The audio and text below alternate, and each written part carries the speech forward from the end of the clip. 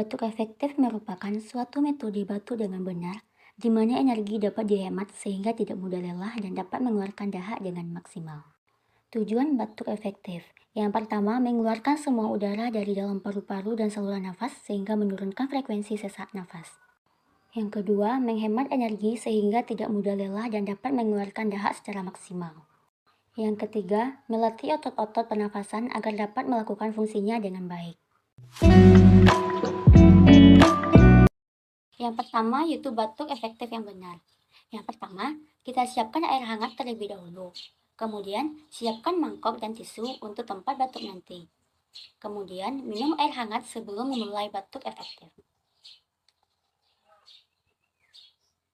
Setelah itu, atur posisi duduk dengan mencondongkan tubuh ke depan. Selanjutnya, ambil nafas dalam melalui hidung dan hembuskan melalui mulut sebanyak 4-5 kali. Pada pengambilan nafas yang terakhir, nafas ditahan selama 1-2 detik.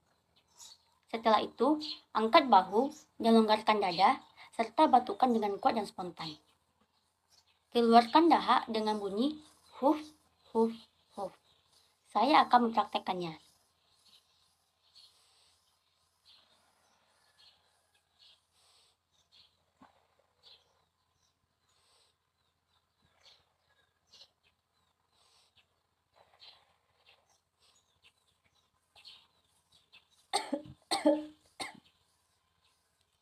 Lakukan secara berulang kali sesuai kebutuhan.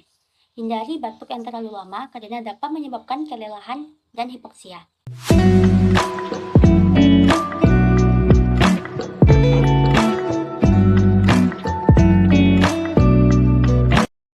Yaitu latihan nafas dalam. Pada latihan nafas dalam, kita akan mendudukkan pasien, kemudian nanti kita minta pasien untuk nafas dalam dan mengambil nafas sebanyak 3 kali.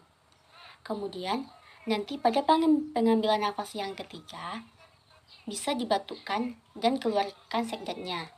Kemudian, nanti akan ditampung dengan menggunakan kutumpot. Saya akan mempraktekkannya.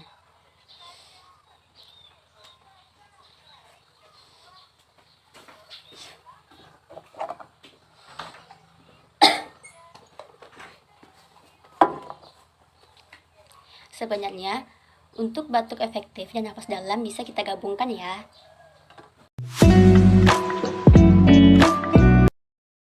Yang ketiga yaitu teknik pemasangan oksigen. Langkah kerjanya yaitu, yang pertama, perawat menggunakan handskon terlebih dahulu. Selanjutnya, cek apakah tabung oksigennya terisi atau tidak dengan cara, yang pertama, lihat jarum penunjuk oksigen, lalu putar katup oksigen ke sisi kiri, lalu kita lihat apakah jarumnya berpindah atau tidak. Jika berpindah, maka oksigennya masih ada. Namun, jika tetap berada di angka 0, berarti oksigennya telah kosong. Lalu kita cek, apakah oksigennya keluar atau tidak, dengan cara memutar katup flowmeter dan lihat apakah benda kecil yang seperti kelereng, baik yang ada di dalam flowmeter bergerak naik atau tidak, di mana benda kecil ini akan digunakan untuk mengatur berapa liter oksigen yang harus dikeluarkan untuk pasien. Selanjutnya, nanti jika oksigen telah selesai digunakan, putar kembali katup oksigennya ke sisi kanan dan buka katup flowmeter untuk mengeluarkan oksigennya. Selanjutnya, membuka tabung humidifier di leher flowmeter dengan erat. Pasangkan ujung nasal kanu dengan ujung pipa regulator. Jadi, nasal kanu itu adalah selang yang akan mengalirkan oksigen ke hidung pasien. Selanjutnya, kita akan membersihkan hidung pasien dengan tisu basah dan kering. Lalu, ambil selang oksigen atau nasal kanunya dan rasakan apakah sudah ada udara yang keluar atau tidak, dengan cara mengarahkan nasal kanu ke pipi atau punggung tangan, sehingga kita bisa merasakan apakah ada udara yang keluar. Setelah itu, barulah kita bisa memasangkan nasal kanu ke lubang hidung pasien dan sesuaikan bentuk nasal kanu itu dengan kepala pasien.